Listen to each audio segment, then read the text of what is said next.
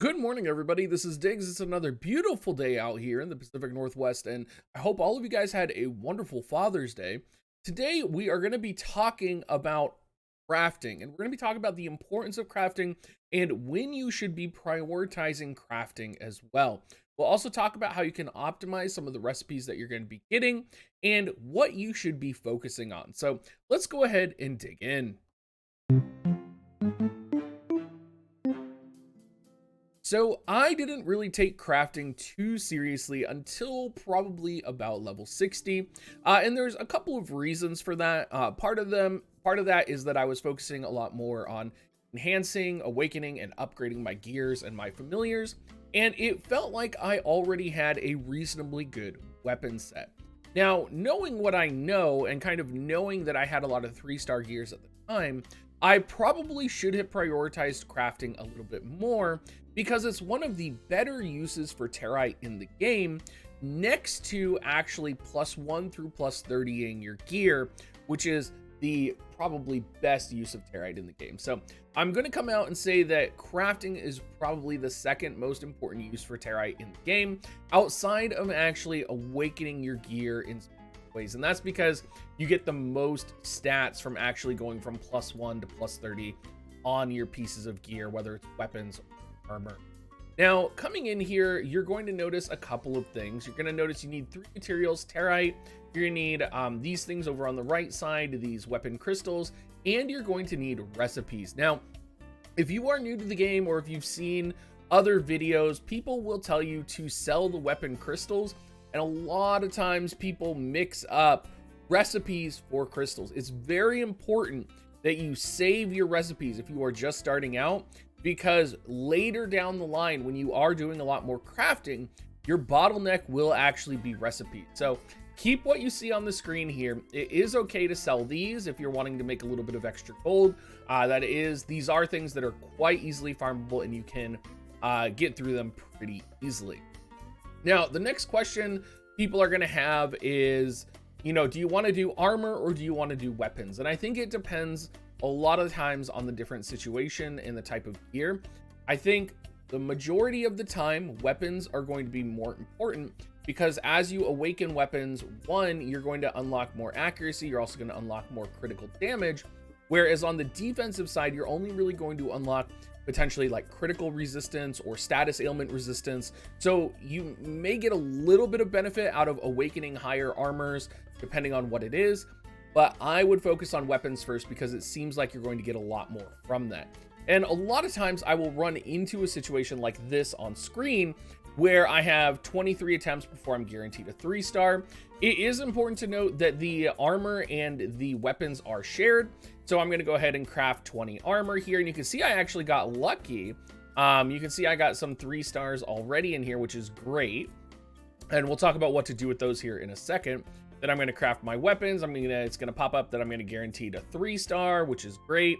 And I actually got a 4-star, which is even better. So if you don't have your 4-star weapons, crafting may be the way to go, as I said in the beginning of this video, because for me, I didn't have 4-star weapons, and I invested a lot into my 3-star weapons, which is not necessarily wrong. But if I had known that I could have acquired 4-star weapons relatively easily from weapon crafting, I think I would have maybe changed my strategy, figuring out my character a bit. So now that I have these pieces of gear, what do? You have a bunch of 1-stars, you have a bunch of 2-stars, you have a bunch of 3-stars. How exactly do you manage all of this? So a couple of things. The first thing you want to do is you want to awaken all of the pieces of gear to 10. A lot of people say to prioritize that first. I find that awakening up 1-star, 2-star, 3-star gears takes a lot of gold. So you may not have the gold to do that, and that's okay.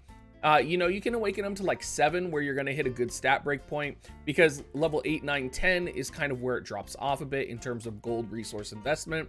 So if you are a free-to-play player, or you are kind of struggling with hitting these level 10 awakening gears, don't worry about that. You're probably going to get a little bit more if you are growing your account and trying to focus on getting 4-star equipment.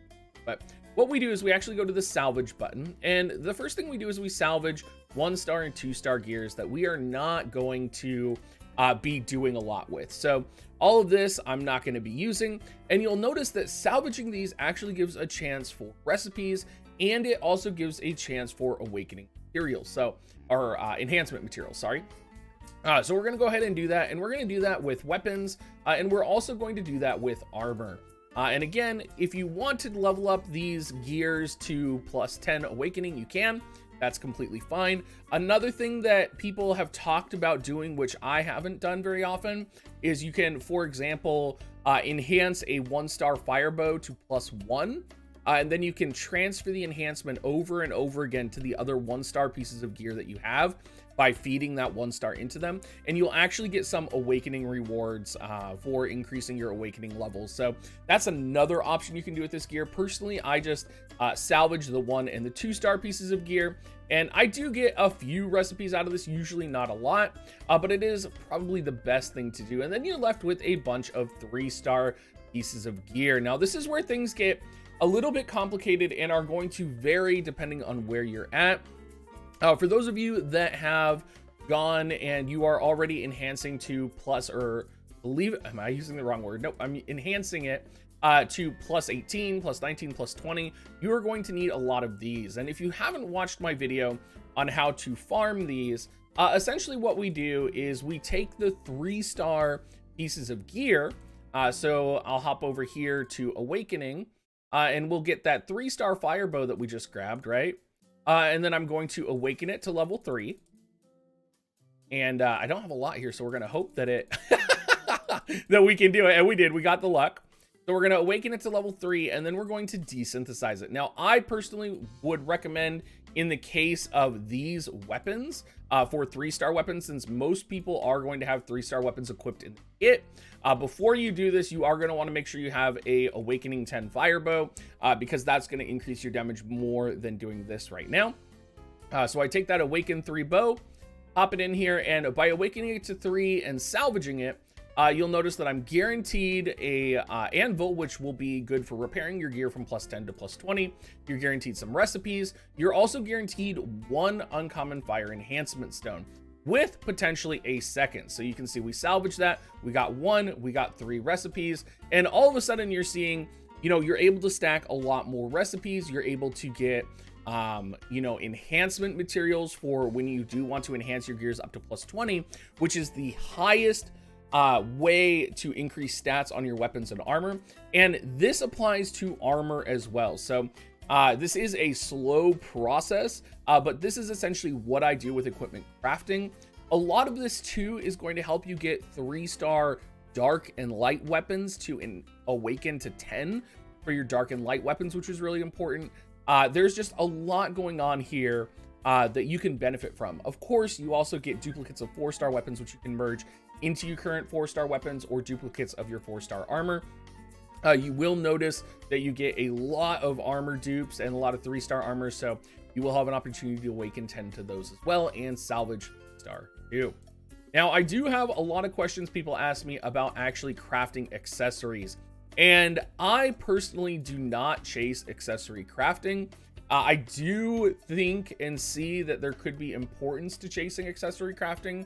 I think if you are trying to go for a specific build or a specific piece of gear, there could definitely be benefit to this. But I think right now at this stage in the game, most players are not going to want to spend the gold on accessory crafting, and they could benefit more from investing that gold into other parts of their account. So while I do think accessory crafting will be in the future, because you are going to need those dupes to awaken and kind of get that special benefit from the 4-star piece of gear, I think right now this is not going to be the best investment for people. And most people honestly are probably just selling the boss rewards for gold, or selling them for tickets so that you can roll on mounts and emotes and all of the good stuff that the genie does offer.